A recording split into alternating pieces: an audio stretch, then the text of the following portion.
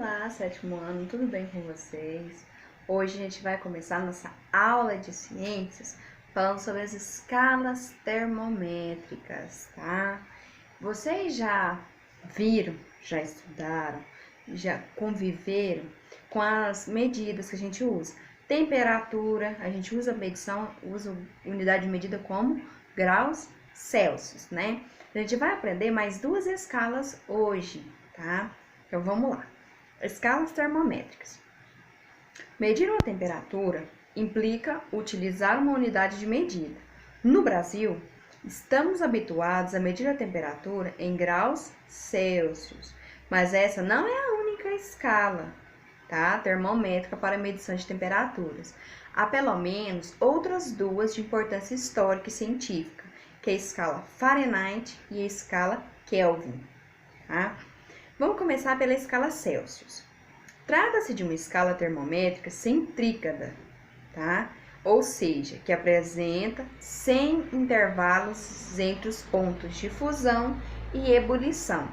Ela foi determinada no ano de 1742 pelo astrônomo sueco Anders Celsius. Quando desenvolveu a escala Celsius, chamou-a de centrígrado. Tá? Então, ela nem sempre foi conhecida como escala Celsius. O primeiro nome que ela teve foi centrígrado, mas no ano de 1948, a escala passou a ser chamada de Celsius, em homenagem ao seu criador, e para evitar confusões com a sigla do SI, que é o Sistema Internacional de Unidades, que é utilizada para designar todas as unidades de medida.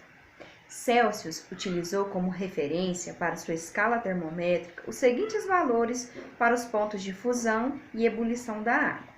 O ponto de fusão da água é de 100 graus e o ponto de ebulição da água é 0 graus, tá?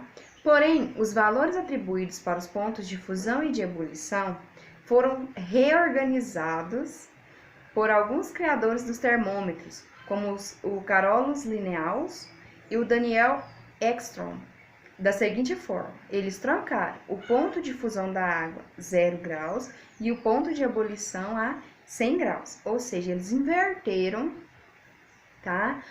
Tanto o ponto de fusão como ebulição. Esses valores são utilizados até os dias atuais. Vale ressaltar que a escala Celsius é utilizada hoje em quase todos os países, tá? Escala Fahrenheit. A escala Fahrenheit ela foi desenvolvida pelo físico e engenheiro, tá?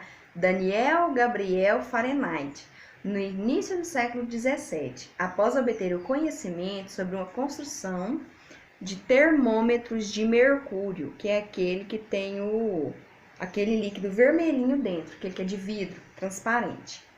Na sua escala Fahrenheit, utilizou como referência os valores dos pontos de fusão e de ebulição da água, para os quais ele adotou os seguintes valores: o ponto de fusão, 32 graus Celsius, e o ponto de ebulição, 212 graus Celsius.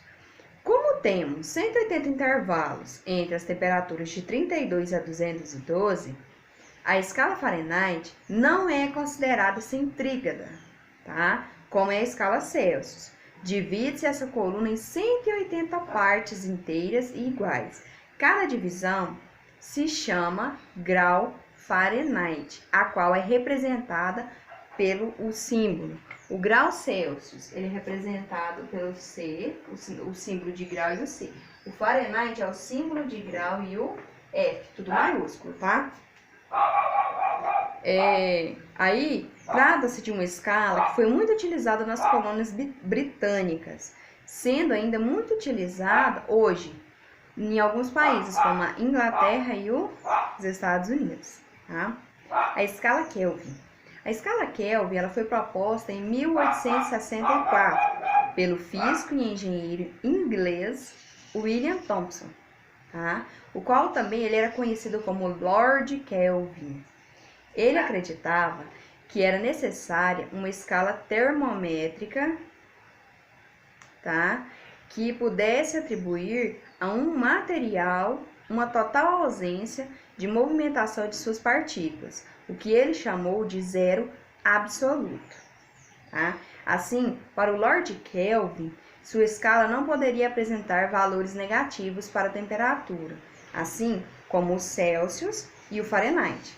Ele utilizou como referência os seguintes pontos de difusão da água é de 273 K, que é o Kelvin, e o ponto de ebulição 373 K, tá?